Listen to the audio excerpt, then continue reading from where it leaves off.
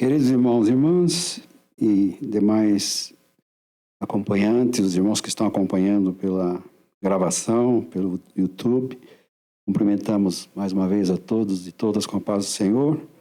Dando sequência ao nosso estudo na carta do apóstolo Paulo aos Colossenses, hoje nós vamos meditar sobre viver com os outros. Então, o nosso texto base é Colossenses 3, do 18 ao 25, aos Colossenses, capítulo 3, repetindo mais uma vez, desde o versículo 18 até o 25. E aí, entramos no capítulo 4 e o versículo 1 apenas. Então, nós temos aí um pouco mais de meia dúzia de versículos e que o Senhor nos dê graça para que possamos meditar aqui em conjunto com a participação dos irmãos e das irmãs. Então nós vamos trabalhar em cima de viver bem com os outros. Este é um assunto diário nosso. Às vezes ele é fácil e às vezes se torna difícil. Há ocasiões que se torna impossível e desastrosa. Isso tem a ver primeiramente, com a família e a decorrência da família. Os irmãos vão de lembrar que a primeira família que Deus criou lá no Gênesis era um núcleo social e lá foi que ocorreu a primeira discórdia por interferência da queda. Satanás tentou o casal, conseguiu, e desde então desenrolou-se aí um desafio, o viver em sociedade, viver em família e viver bem com os outros. Então ali houve o primeiro crime, o primeiro assassinato, quando Caim matou Abel. Então, falar sobre viver bem com os outros é um milagre que só Deus pode operar na vida da gente. As famílias, muitas, têm se tornado palco de grandes disputas, grandes lutas, grandes estragos. Mas também tem famílias que têm sido abençoadas e têm gerado filhos e filhas, netos, bisnetos, e daí para diante, para a glória de Deus. Tem definição sobre família? Acho que todos nós já sabemos de algumas, né? Começou lá dizendo no passado, assim, de forma bem simples, grupo de pessoas vivendo sob o mesmo teto. Pai, a mãe e os filhos. Mas às vezes não fica só aí, né? Tem famílias que têm outros agregados morando, sobrinhos, tios, tias, avós, pais, mães. Mas, de qualquer maneira, são pessoas. Outra forma de falarem sobre, escrever em poucas palavras o que é uma família, grupo de pessoas com ancestralidade comum. Quer dizer, aquilo que a gente fala, é sangue do meu sangue, né? Ancestrais são os mesmos. Nesse aspecto, nosso ancestral é um só, né? Nós viemos do primeiro casal, Adão e Eva, e depois o resto que sobrou foi no dilúvio, era um descendente deles, e dali para frente nós passamos a ser descendentes de Noé e sua família. Tem mais uma designação aqui. Designa-se por família o conjunto de pessoas que possuem grau de parentesco ou laços afetivos e vivem na mesma casa formando um lar. Já uma outra definição diz: núcleo social de pessoas unidas por laços afetivos que geralmente compartilham o mesmo espaço e mantêm entre si uma relação solidária. Este é o conceito da palavra família, segundo o dicionário Wise. Mais uma aqui. Designa-se por família o conjunto de pessoas que possuem grau de parentesco ou laços afetivos e vivem na mesma casa formando um lar. Muito parecida com o anterior. ainda acrescenta, uma família tradicional é normalmente formada por pai e mãe, unidos por matrimônio e por um ou mais filhos, compondo uma família nuclear ou elementar. Isso é uma declaração, a data aqui de 28 de junho de 2021, não sei se tem a ver com o dia que escreveram essa declaração. De qualquer maneira, busquei ali nos meios da internet. E no catolicismo, a Sagrada Família, eles usam o termo Sagrada Família, é o termo usado para designar a família de Jesus de Nazaré, composta, segundo a Bíblia, por José, Maria e Jesus, marido, mulher e filho. Não necessariamente precisa ter um filho para ser a família, mas de qualquer maneira é da família que vem o nascimento das pessoas, né?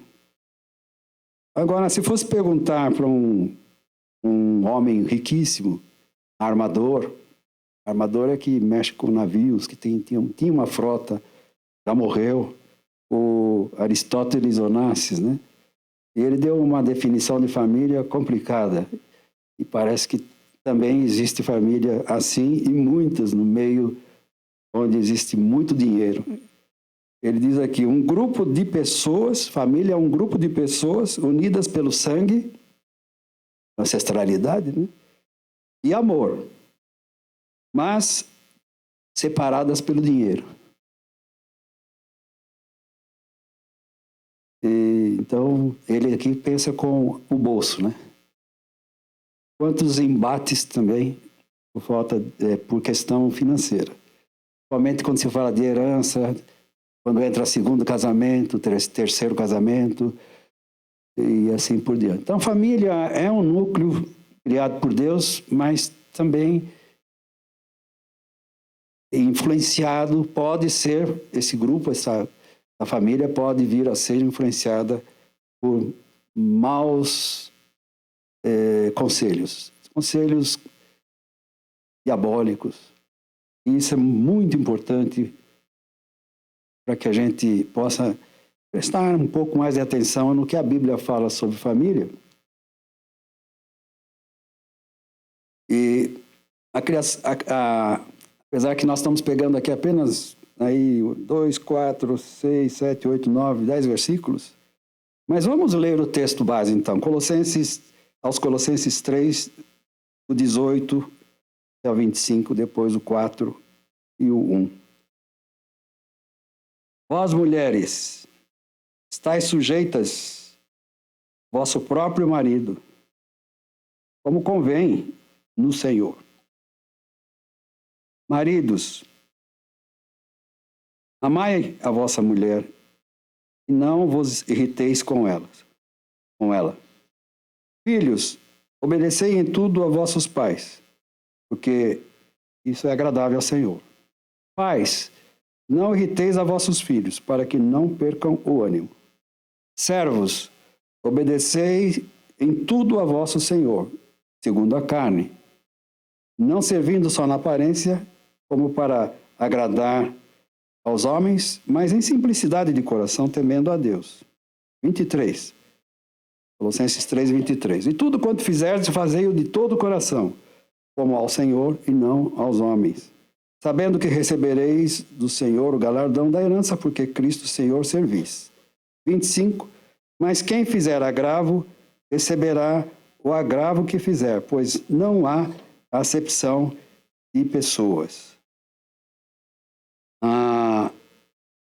O 41, embora o capítulo 4, versículo 1, embora esteja a primeira sentença no capítulo 4, mas ainda pertence a essa continuidade do capítulo 3.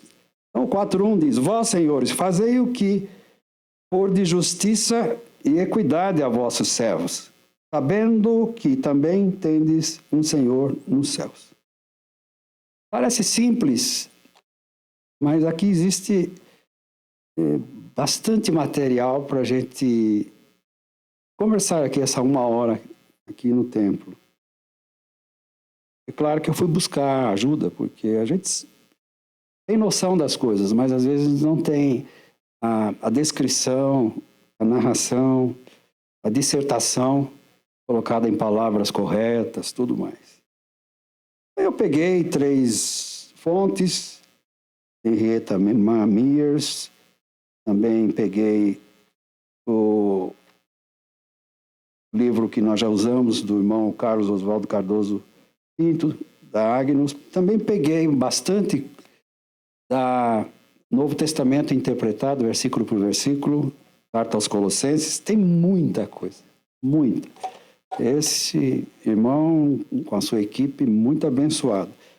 Então, eu não preciso reinventar a roda, eu posso pegar a roda que já inventaram e nós aqui juntos fazemos uma carruagem dela. Os irmãos podem participar também e não vai ter problema nenhum.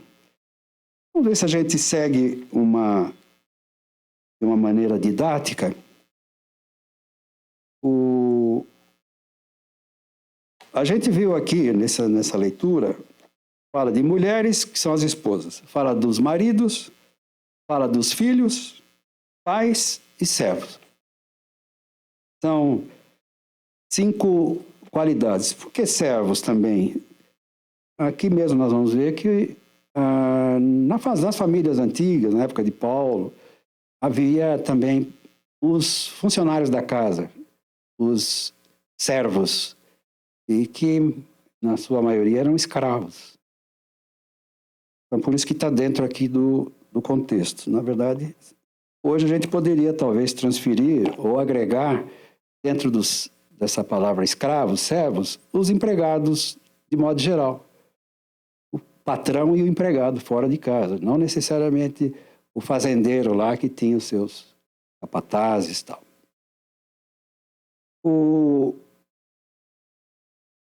Usando aqui, então, o nosso irmão Cardoso, o casamento é o mais básico dos relacionamentos humanos. Foi dali que nós viemos. E aqui é pedido no versículo 18 e 19, submissão voluntária dos cônjuges por amor a Cristo e o amor sacrificial sem amargura. Então, mescla 2 coisas, irmãos. Ser voluntário e fazer sacrifício. Mulheres, estejais sujeitas a vosso próprio marido, como convém ao Senhor. Maridos, amai vossa mulher e não vos irriteis com ela. Então tem aqui mandamento, tem aqui instrução de a gente ser voluntarioso, um que ama o outro, o cônjuge amando o outro e vice-versa. Está falando para o marido, questão de tradição, marido cabeça do lar. Mas o fato é, se não for por amor a Cristo, ou por algo que esteja sublime, elevado, fica difícil lidar com esse assunto. Já que ele é o básico de nosso relacionamento, é a pedra fundamental dos seres humanos, na criação. E também tem aqui o assunto de quais são os deveres dos cônjuges um para com outros, além de quais os deveres dos pais para com os filhos e vice-versa. Deveres dos filhos, deveres serviçais. Então, no que diz respeito a marido e mulher, já vimos aqui que são requeridos aqui submissão e amor. Amor sacrificial, sem amargura. A gente poderá ver depois, um pouco mais para frente, essa amargura que pode prejudicar muito o relacionamento no lar. Deveres dos pais. Os pais têm a responsabilidade primária com relação aos filhos.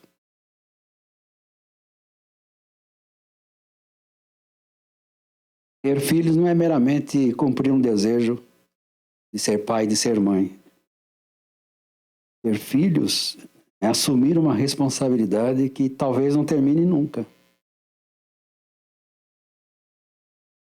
E esta responsabilidade não é para ser terceirizada. Ela vem do pai e da mãe. Os irmãos vão percebendo, né?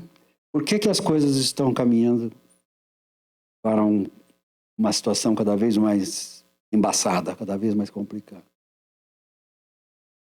Essas responsabilidades individuais estão sendo destruídas, estão sendo quebradas.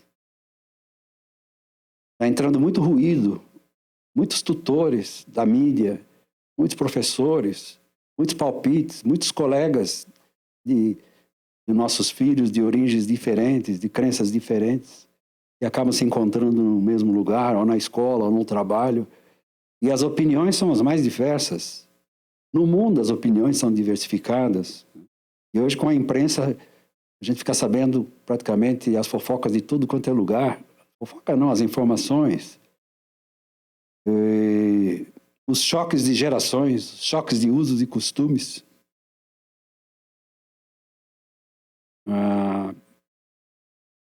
A perda da responsabilidade e do pudor também.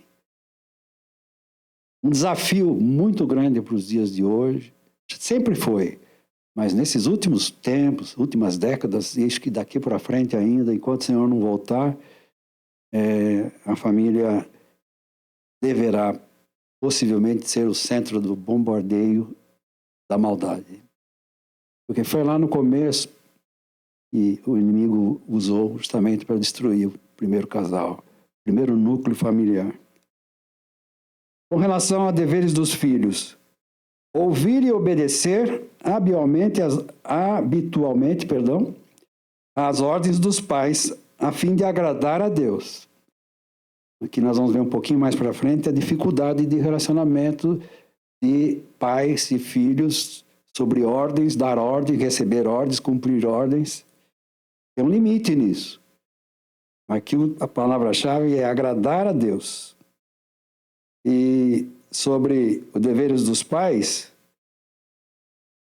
de treinar os filhos, os pais devem ser sensíveis para com os filhos e terem cuidado para treiná-los e educá-los, e não desencorajar o seu ânimo, através de disciplinas excessivas e incoerentes. Também tem o outro extremo. Tem um extremo onde os pais eram verdadeiros carrascos. E há exemplos onde os pais são totalmente relaxados. A filha faz o que quiser, só não me venha trazer, como disse ali, só não me venha aqui com a polícia. O resto você faz o que achar bem, tiver que fazer. Então, por um lado tem o relaxo, por outro lado tem a severidade de um carrasco. A sabedoria está no equilíbrio. Né? No equilíbrio. Agora, o que é equilíbrio para um não pode não ser equilíbrio para outro. Por isso, esta dificuldade na sociedade com relação aos comportamentos. E os deveres dos serviçais, diz aqui o autor. E os servos ou escravos eram considerados parte da casa de família, daí o fato de o apóstolo Paulo tratá-los dentro do mesmo assunto família. Paulo os aconselha a devotarem obediência total, pressupõe-se dentro dos limites das leis de Deus. E que sirvam no sentido de servir de coração, a fim de serem recompensados pelo Senhor Jesus, que é o Mestre Supremo, o Senhor Supremo. Jesus irá recompensar ou punir todos os seres, independente de classe social. Nós vamos ver um pouco mais na frente, quando usarmos as palavras do irmão Champlin. Por outro lado, os donos, os mestres, os donos de escravos, aos donos dos escravos é requerido que tratem seus empregados ou escravos de maneira benévola, pois o mestre Jesus é um mestre bondoso para com todos os seus servos. Nós, no sentido espiritual, no sentido cristão, somos escravos, servos de Jesus Cristo. Escravo no bom sentido. Servos no bom sentido. E, na verdade, Jesus está por cima de todos nós. Cardoso esclarece que tal conjunto de instruções é sobrenaturalmente sábio no contexto de uma sociedade onde a escravidão era um modo de vida e o governo reprimia brutalmente o menor indício de revolta escrava. Não era fácil ser empregado doméstico, ou, para usar um termo mais atual, nas casas dos patriarcas do passado, ou nos senhores. O servo não tinha proteção. Era aquele negócio, faz o que eu mando, não faz o que eu faço, cala a boca, se não fizer, vai para o calabouço, e se também continuar dando problema, vai para a cruz. Era morto, era assassinado. Então, com a entrada do cristianismo, com a chegada de Cristo, houve, o Espírito Santo usou servos, como no caso de Paulo aqui, para dar instruções a respeito das famílias lá naquela época. Como viver em paz, como viver bem com os outros. Agora entrando em alguns comentários do Champlin, no versículo 18 do capítulo 3 e o versículo 19. Vou ler de novo. Vós, mulheres, estáis sujeitas a vosso próprio marido, como convém no Senhor. Vós, maridos, amai a vossas mulheres e não as trateis asperamente. Não está pedindo para a mulher não tratar os homens asperamente. Por que será? Será que as mulheres também às vezes não perdem a paciência? Perdem, sim. Mas aqui a gente vê um contexto patriarcal, né? O pai, o homem. O homem, às vezes, é requerido mais do homem, inclusive. Do ponto de vista bíblico, é requerido sacrifício do homem. Amor sacrificial, como de Cristo, que amou a igreja e a si mesmo se entregou por ela. As declarações paralelas da Epístola aos Efésios são mais vigorosas. O amor é recomendado aqui, mas é requerido um amor daquela elevada qualidade que se vê em Cristo com relação à igreja. Acabei de dizer. Como um homem que ama o seu próprio corpo. Quem ama a sua mulher, diz lá em Efésios, ama-se a si mesmo, o seu próprio corpo. E de natureza tal que o faça deixar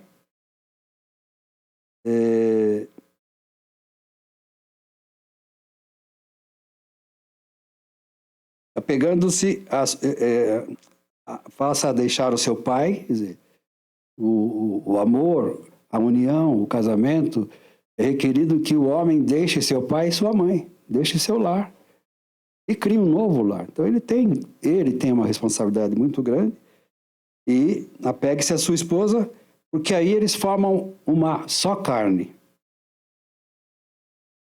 Daí se deriva a doutrina do grande mistério entre Cristo e a igreja, irmãos. Casamento é mesmo um desafio, e se ele não estiver dentro desses parâmetros sacrificial de Cristo, dá problema. Às vezes dá até para conviver, mas chega a ponto que fica difícil de conviver. Então, a derivação da doutrina do grande mistério que se aplica tanto em relação matrimonial como particularmente ainda à igreja na qualidade de noiva de Cristo. O trecho de Efésios 5,33 repete a injunção que o homem deve amar sua mulher como a si mesmo e nenhum homem, a menos que seja um desequilibrado mental, jamais odiou a si mesmo. Como diz a palavra lá em Efésios 5:29. Ninguém odeia a sua própria carne, a menos que esteja doente, desequilibrado e vá para situações extremas. E não a trateis com amargura. Deve ser difícil, irmão, muito difícil. Para muitas, deve ter sido muito difícil e continua também, acho que sendo muito difícil para muitas esposas que recebem um tratamento de amargura com relação ao seu cônjuge.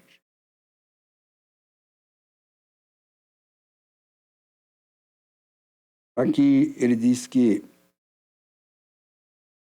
portanto, os maridos não devem tratar suas mulheres com natureza amarga, descarregar a amargura de alguma frustração, de algo que vai entrando em seu coração ao longo do tempo. Eu costumo dizer, de vez em quando fazia casamentos, que casar é o mais fácil. O difícil é manter-se casado. É continuar casado. E essas amarguras podem levar ao ódio. E o ódio é um elemento de ruptura. Como é que você pode conviver com uma pessoa que você odeia?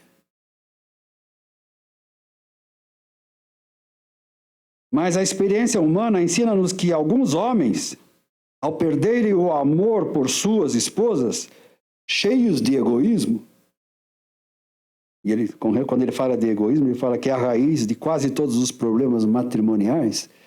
É verdade, o egoísmo. Quando a gente casa, tem um desafio, serão os dois uma só carne. Quer dizer, eu já não sou mais eu. Minha esposa, a Rose, já não sou mais ela. Espiritualmente, a gente é uma mistura e a gente é parte um do outro, um complemento um do outro. E só lá debaixo da graça de Deus para a gente poder se entender na plenitude da normalidade. Ninguém é santo 100% a ponto de nunca acontecer algum aborrecimento. Talvez em pequeno grau, às vezes até num grau maior, que é preciso parar, frear, né, tomar água, sair um pouco, voltar e retomar o assunto. Outra coisa também, amargura, fala de animosidade, quer dizer, grosserias. Não somos informados porque alguns maridos tinham tal atitude com suas mulheres. Não fala aqui na palavra.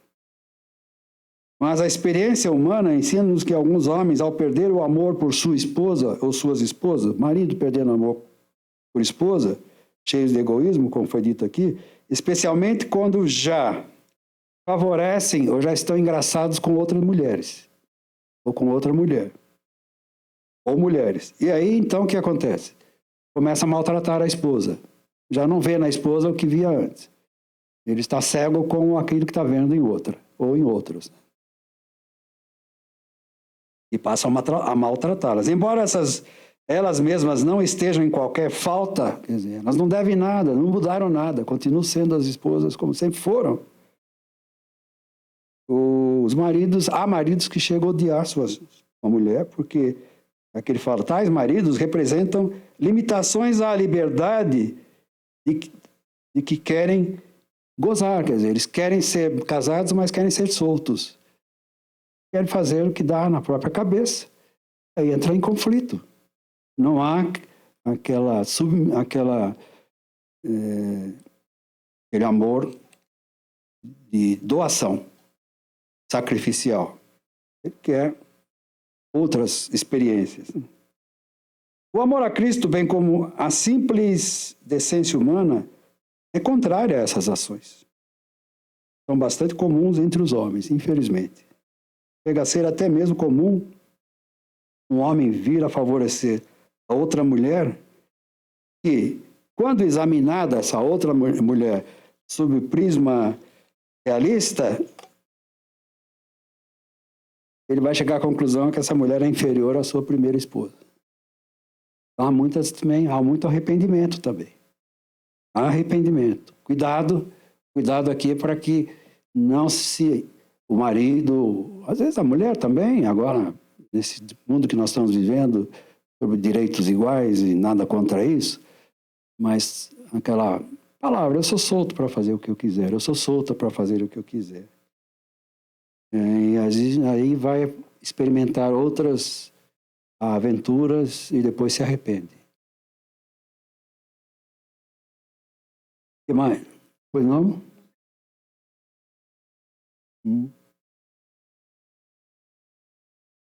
Lê para nós aí, irmão Marcelinho. 1 Pedro 3:7.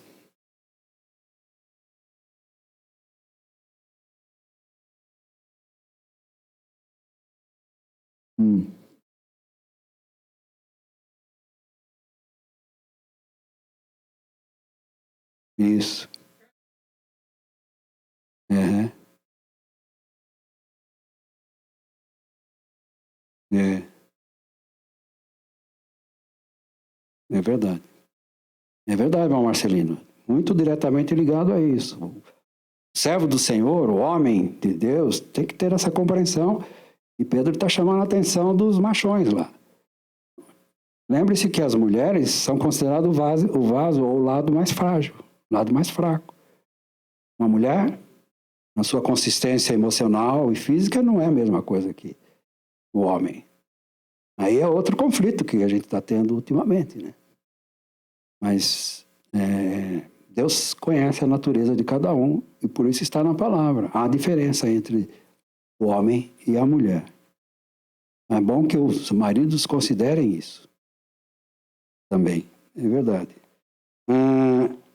Aqui ele está dizendo, esses são típicos defeitos masculinos, viu?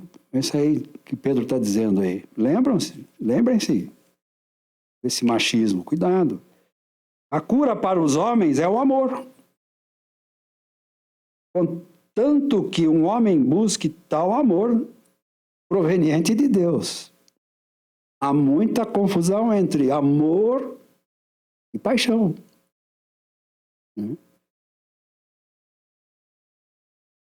A paixão sozinha, como diz aí, o amor é cego, né? Pode cegar, né? Mas o amor substancial, o amor maduro, vai entender que os seres humanos não são completos, não são anjos, são seres que lutam com suas próprias dificuldades. Mas há caminho melhor que outro, ou que outros, para essa convivência. Pela minha experiência, tem que ter uma concessão de ambos os lados.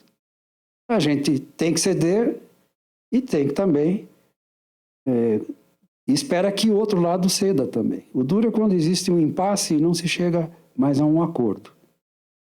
Mas parece-me que ainda parte do homem essa iniciativa. Não sei, irmãos, cada um tem sua experiência, os casados. É aquela coisa que as pessoas brincam, né? O homem é o cabeça, mas a mulher é o pescoço. A cabeça vai para onde o pescoço leva. Então, olha lá para onde o pescoço está levando a cabeça, né? Essas frases que vão surgindo, porque o casamento é uma bênção, mas o casamento tem seus apertos também, não tem, irmãos?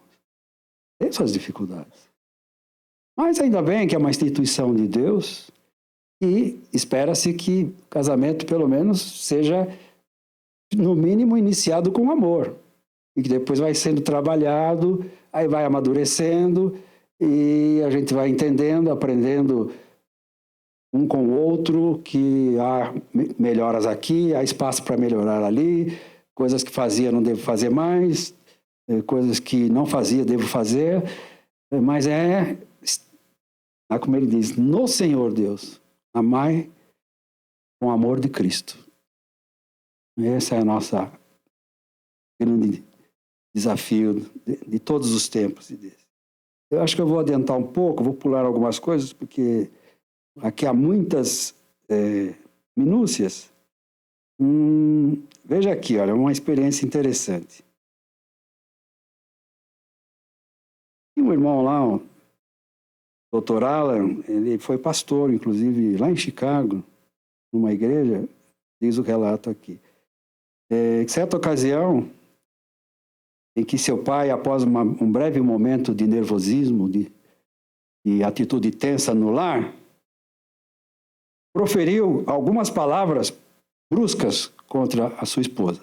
O filho está assistindo aqui, o Alan. O pai dele foi muito áspero.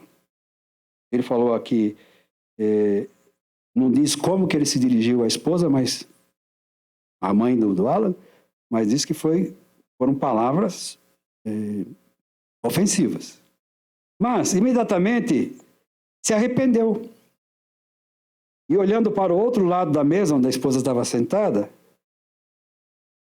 ele disse: lamento ter dito isso a você. Estou envergonhado de mim mesmo. Olha, palavra curta. Lamento, estou envergonhado.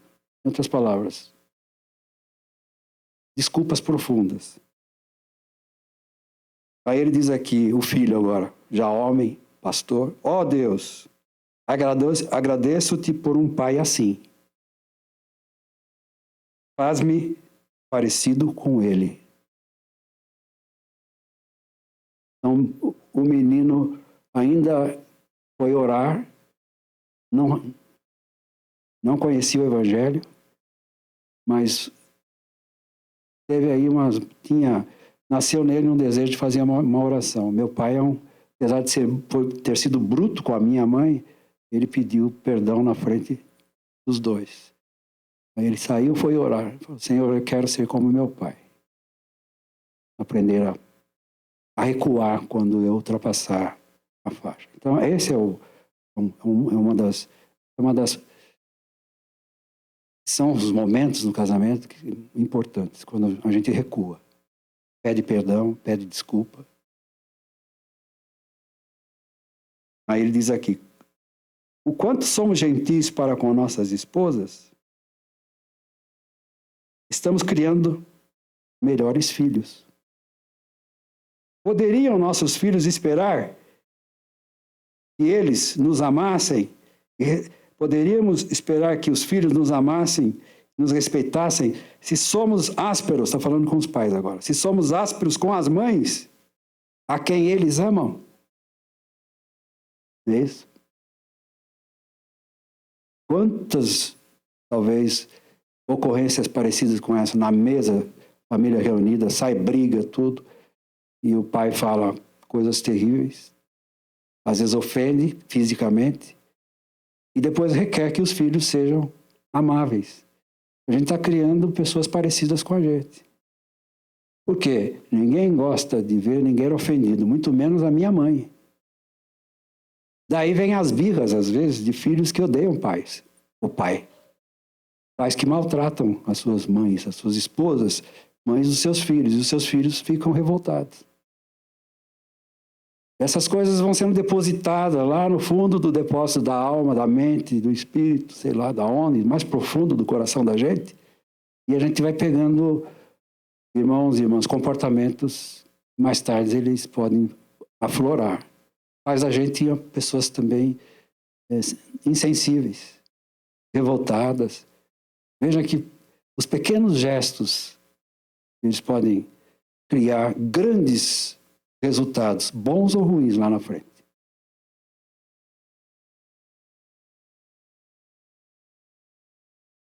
Passando agora para o verso 20.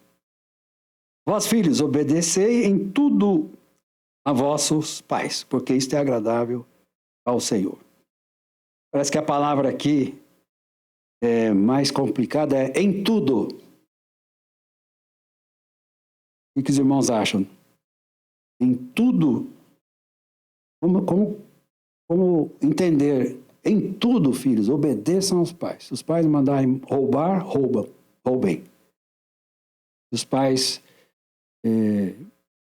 chegarem para um filho e falar: agora você vai lá na escola, pega esse pedaço de cabo de vassoura aqui e descarregue tudo naquele teu colega que você falou que bateu em você.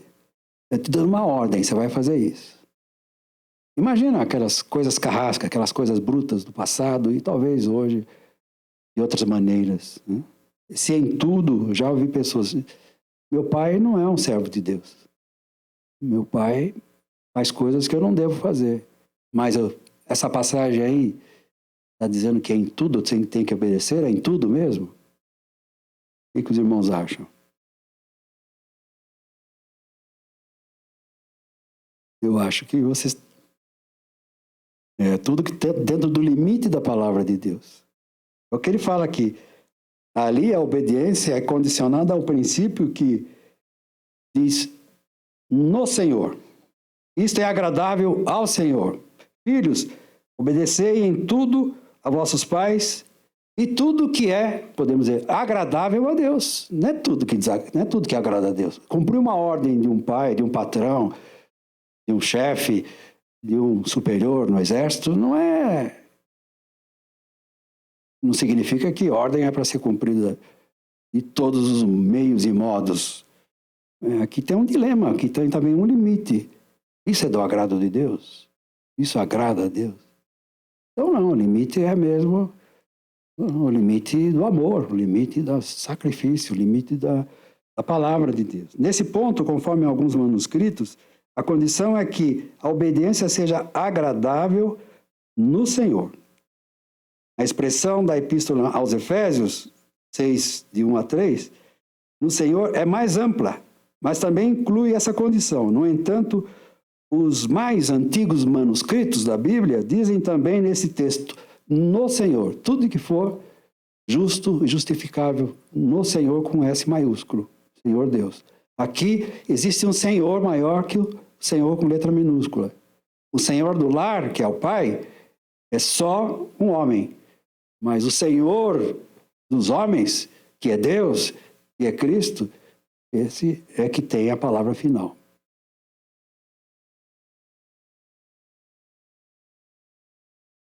Vamos ver aqui mais. Aí diz aqui, tais pais que ensinam os filhos com maus exemplos, roubar, furtar, enfim, bagunçar, tais pais não devem ser obedecidos pelos seus.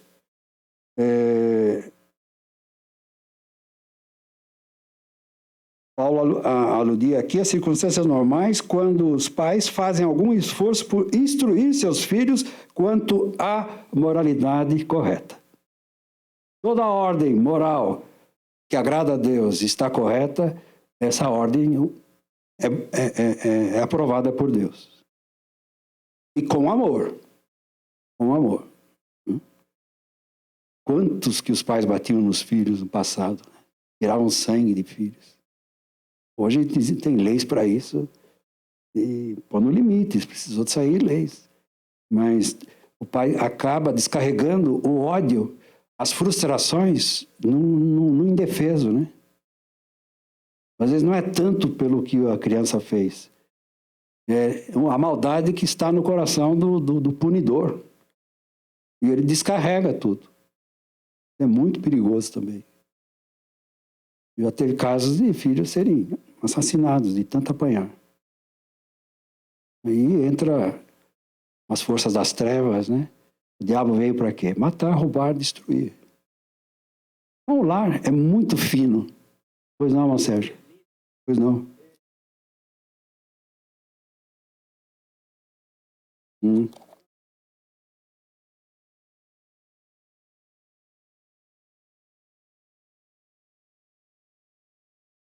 Isso. Honrar o pai e mãe. Tenham vida mais longa, né?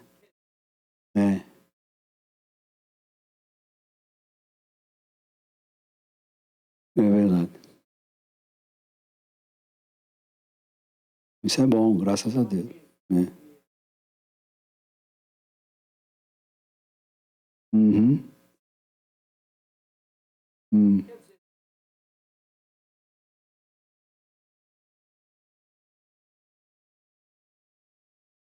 Uhum.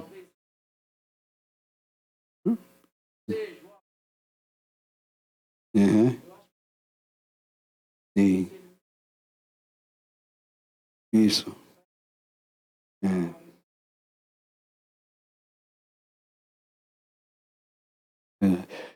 O exemplo partiria então do pai, né?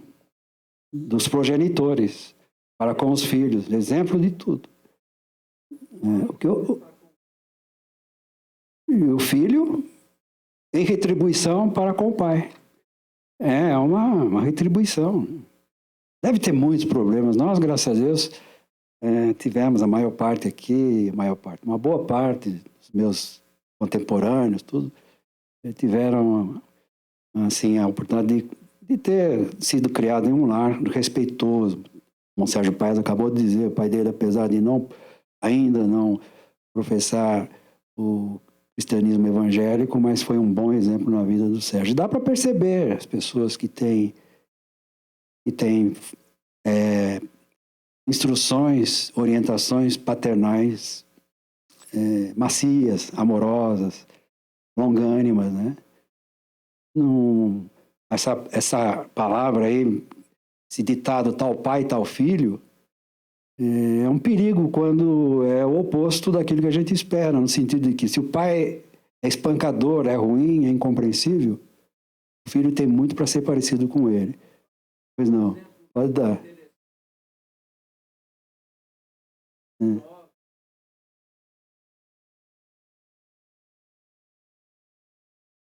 Vai ser missionário.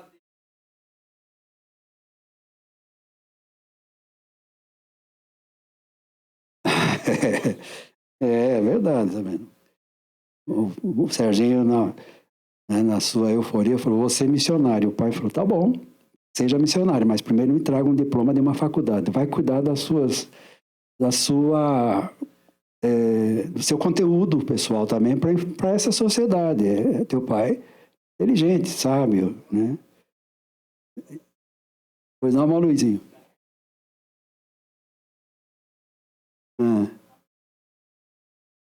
Aos servos também.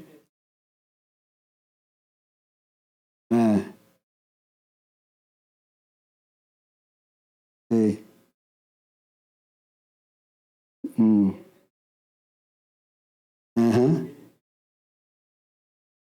O motorista diz: não vou comprar, compro tudo menos o cigarro que está na lista, né?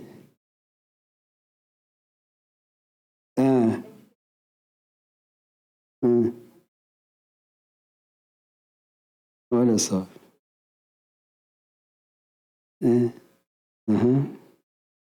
Olha aí, o irmão Luiz está dizendo aqui que o empregado desobedeceu a ordem do patrão no ponto de que o patrão mandou fazer uma compra, na relação dos produtos tinha cigarro. E o motorista falou: não vou comprar o cigarro, e não comprou. O tempo passou, a empresa teve um corte, o patrão chegou e falou: eu não vou te mandar embora, porque você é uma pessoa correta, você fez o que é correto, né? É isso mesmo. Bom, vamos pular então para o 21.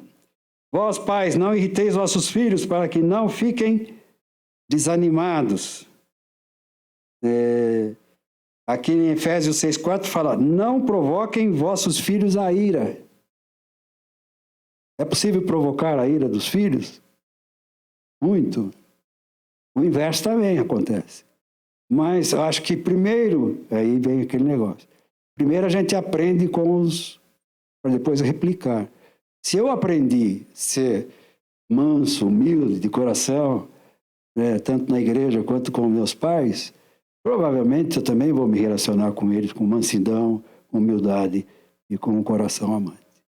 Agora, se eu fui treinado na base da vara, e tudo é proibido para mim, ninguém fala comigo, ninguém olha para mim, ninguém gosta de mim, é complicado.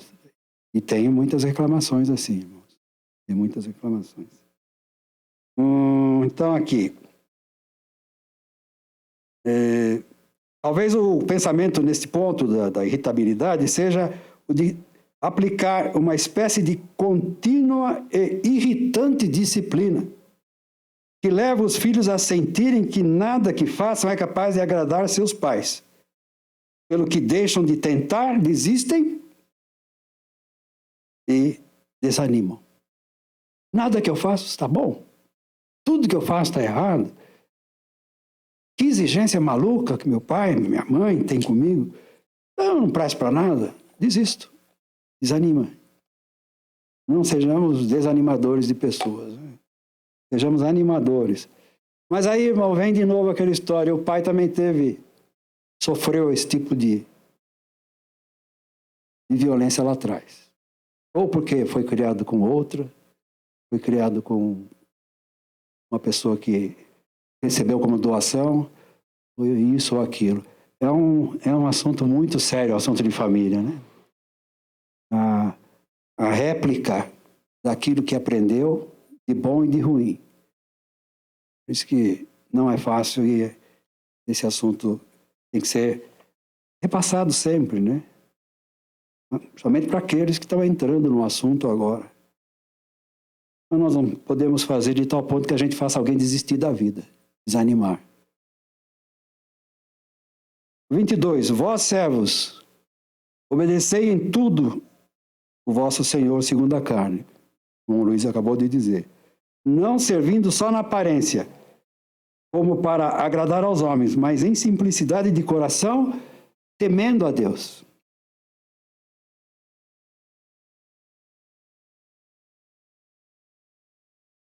E aí, a gente podia fazer uma aplicação.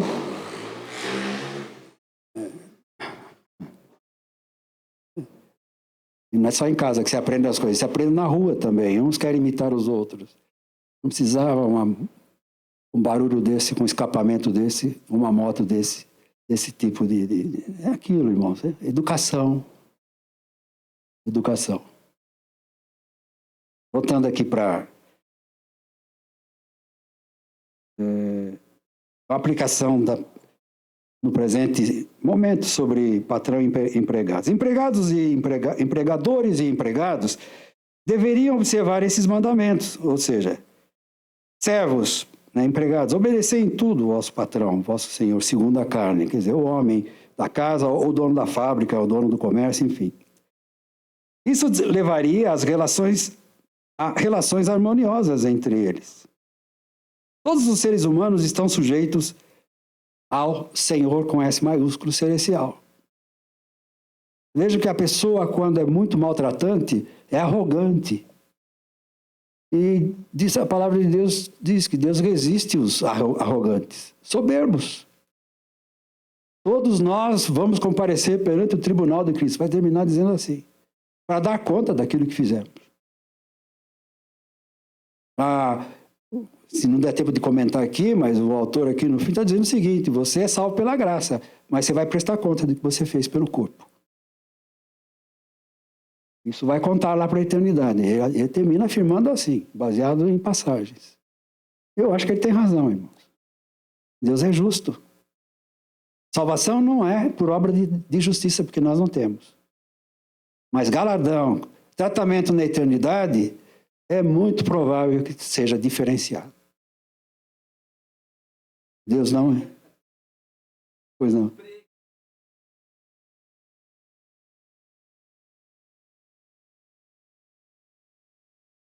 Isso. Exato. É isso mesmo, né? Empregabilidade, tá certo, irmão Sérgio? Se você não está concordando com o seu patrão, ele tem todo o direito de te dispensar. Mas se você vive daquilo, apesar de algumas coisas que você discorda ou não, há coisas que dá para se relegar. E relevar, né? Melhor dizendo, relevar. É porque é uma relação de força também, né? Quem tem mais, no ponto de vista financeiro, pode mais, teoricamente. Bom, então vamos aqui. Nenhuma doutrina... Não, vou pular essa parte aqui. 23. E tudo o que fizerdes, fazei-o de todo o coração, como ao Senhor. Essa é uma chave gloriosa.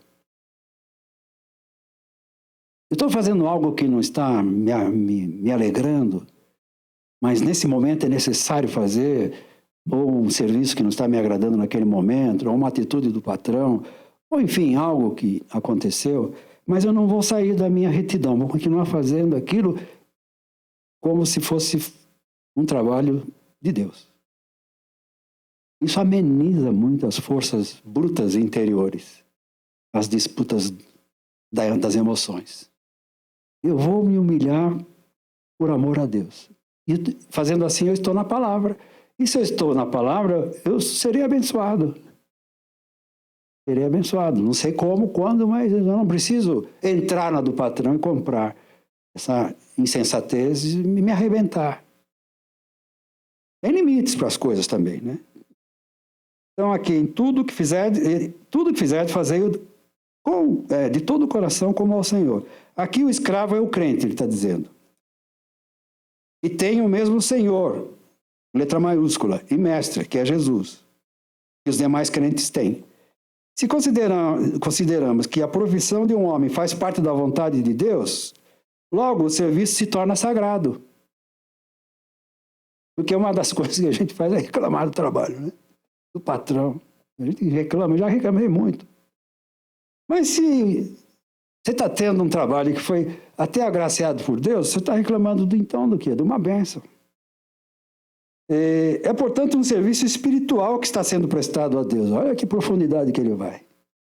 Nesse trabalho que eu estou fazendo para o meu patrão, que é honesto, que é correto, eu estou cultuando a Deus. Então, quando há uma certa irritabilidade no lar e um dos cônjuges entra com uma palavra de panos quentes, habilidosa, de mansidão e tal, está incentivando um culto lá na casa. E como isso não aplaca as iras, né, irmãos? Então, antes de descarregar em alguém, é bom a gente parar um pouco, se retirar e fazer uma oração, né? Antes de bater num filho, ora primeiro, assim, como é que você vai repreender isso? Antes de esperar, como diz na brincadeira aí, o marido atrás da porta com o pau de macarrão, né? Na brincadeira. Mas vê se suportar aquilo não está agradando a Deus mais um pouco para Deus fazer algo melhor lá na frente. Então aqui, ó, nos lugares celestiais não haverá escravos, irmãos e irmãs, não haverá maridos ruins, não haverá esposas rixosas. Né? Está escrito na Bíblia que a mulher rixosa não é fácil. Então, nos lugares celestiais não haverá escravos nem senhores, e um crente que neste mundo foi escravo está sujeito a receber tão plena recompensa como qualquer outro homem. Isso é exposto diante dos escravos crentes como incentivo, ou então dos escravos em todas as áreas que estão passando por tribulações. A gente pode se incentivar que, ao nos submetermos e cumprirmos a vontade de Deus na nossa vida e colocarmos freios em nós mesmos, nós estamos agradando a Deus e esperando que a salvação frua um dia na sua totalidade, de modo algum, e a salvação de modo algum pode ser comparada com nenhum estado de vida desta vida aqui, desta terra. Não pode. Nós não temos ideia do que nós herdaremos pela misericórdia e pela graça e pela renúncia, né? Negai-vos a vós mesmos, né? Como diz a palavra de Deus, sobre negar-se a si mesmo, tomar a cruz, né? Quem quiser vir após mim, negue-se a si mesmo. Tome a sua cruz de cada dia e siga-me. Tem cruz que a gente vai ter que segurar mesmo até o final. Então, terminando já, a obediência forçada. A obediência forçada é um problema também. Aqui eu creio que é uma coisa contínua, que não tem fim. Servir ao próximo, motivado por um espírito bom, pode ser uma experiência recompensadora. Lembre que o título desse estudo aqui é Viver Bem com os Outros.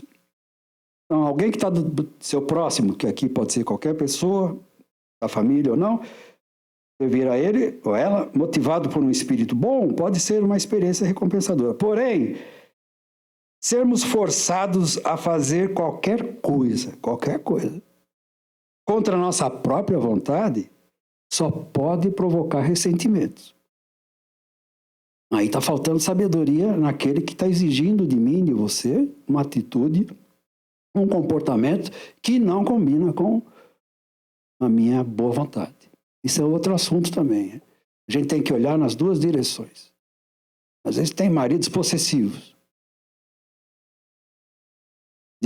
com distúrbios, inclusive. E vice-versa, né? Então, que força o outro Não forçar mesmo. Aqui pode ter aplicação em vários pontos da vida. Cria ressentimentos. Não demora muito e o ressentimento se transforma em ódio. Aí pode chegar ao ponto da ruptura. Todo mundo tem seu limite, há quem diga, né? Não há qualquer sombra de dúvida que os escravos cristãos odiavam os seus senhores. Por causa dessa necessidade subhumana. Esse é o problema, ser tratado como subhumano. Que tinham de servir a outros contra a sua própria vontade, com frequência sujeitos a circunstâncias humilhantes, que humilhavam. Esse também é um erro. Até quando serei humilhado desse jeito? Precisa ponderar o que está acontecendo também. Porém, existe uma obediência forçada, que é a vida mesma da alma. Vamos ver se a gente entende o que ele está querendo dizer aqui. Vou repetir. Porém, existe uma obediência forçada, que é a vida em si da alma. Somos escravos de Cristo. Às vezes, por amor a Cristo, a gente tem condições de suportar coisas insuportáveis. E disso se deriva a nossa honra e esperança. E esperança. Meu pai contava um caso aí de... Lá atrás, eu era garoto ainda, que um marido batia muito na esposa. A esposa era crente. E o marido era muito violento e batia. Um dia alguém chegou para a senhora lá e falou, escuta, como é que você aguenta isso? Dona, como é que a senhora aguenta isso daí? Aí ela respondeu, meu pai falava, eu repetia a frase que ele dizia, a porção dele é só aqui nessa terra. Ou seja, o domínio dele sobre mim é só aqui, mas vai acabar isso. Eu suporto por amor à minha salvação, por amor a Deus. Vai acabar, eu vou ser recompensado. Ou eu vou sair desse limite eu vou sair dessa agonia. E às vezes é bom pensar assim, viu, irmãos? Porque às vezes a agonia faz a gente tomar atitudes que depois a gente se arrepende. Somente aqueles que têm Cristo como Senhor são verdadeiramente livres. Então há uma verdadeira liberdade quando o Senhor é Senhor da nossa vida. Por mais intrigante que seja essa frase. Né?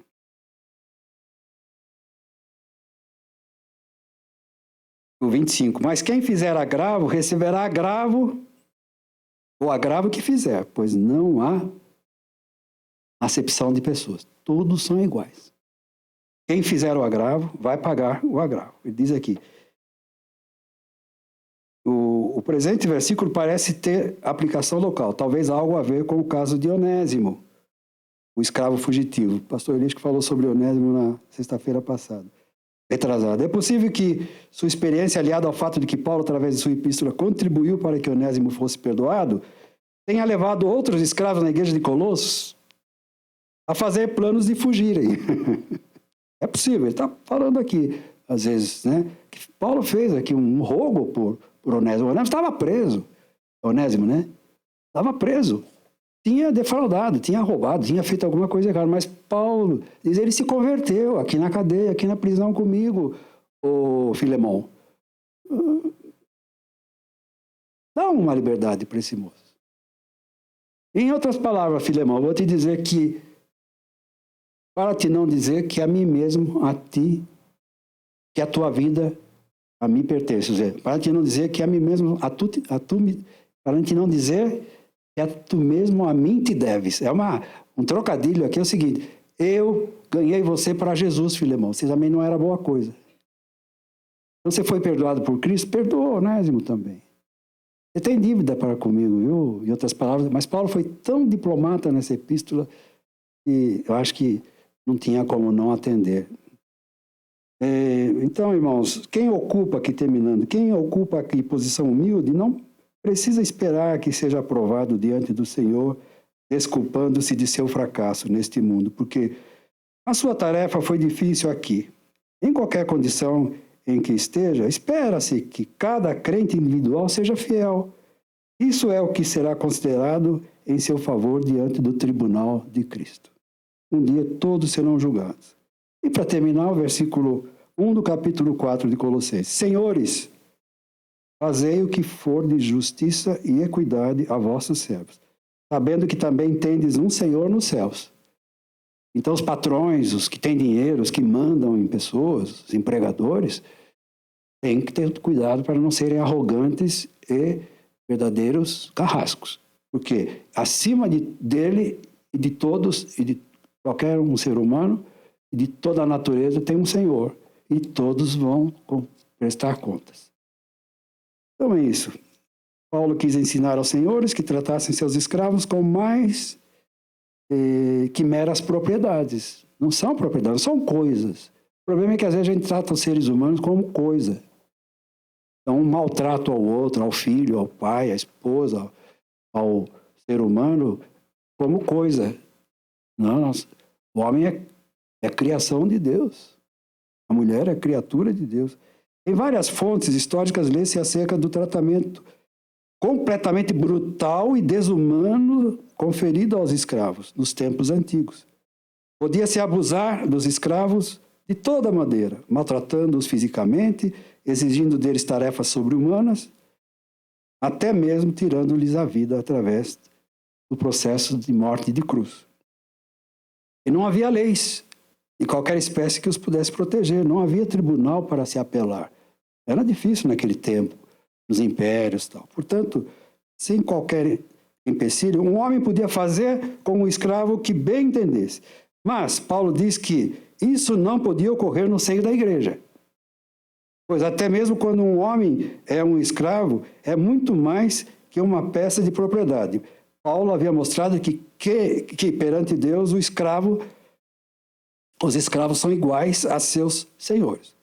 Portanto, é exigido dos senhores, dos escravos, que sejam equânimes, quer dizer, que tratem com equidade. Dos senhores, por sua vez, era ensinado que considerassem os escravos não mais como gado, mas como irmão amado, como Paulo fala de Onésimo lá em Filipenses 16. Irmão amado. Aí ele fala aqui, já terminando, a igreja cristã errou por muito tempo por não, ele está dizendo, ter cooperado para o fim da escravatura. Mas um dia, aqui no Brasil, inclusive, vários países aboliram a escravidão. Mas ainda há países que estão insistindo nisso. Aí ele fala aqui, a abolição generalizada da escravatura não era feita, dizem, alguém que explique, não dava para soltar todos os escravos debaixo da doutrina do cristianismo, não haveria lugar para eles, não haveria comida para eles de uma hora para outra. Mas então era essa a desculpa. Entretanto, aí ele fala aqui, dificilmente isso serve de desculpa. Pois quando chegou a abolição da escravatura, foi criado exatamente esse problema. Criou assim, dispensa todo mundo, não tem mais patrão, mas também não tem mais recursos. Aconteceu isso, ele está dizendo. E agora, 100 anos mais tarde, ainda não está plenamente resolvido. Porém, contudo, foi correto abolir a escravidão. Simplesmente temos de admitir o erro do cristianismo, por não ter condenado tal instituição, pelo menos dentro das fileiras da igreja. Deus nos abençoe, já são praticamente 29 horas. Espero que tenha servido de alguma forma para a gente pensar um pouco sobre relacionamentos com os outros e que começa em casa. Deus abençoe. Vamos terminar, pastor Eli.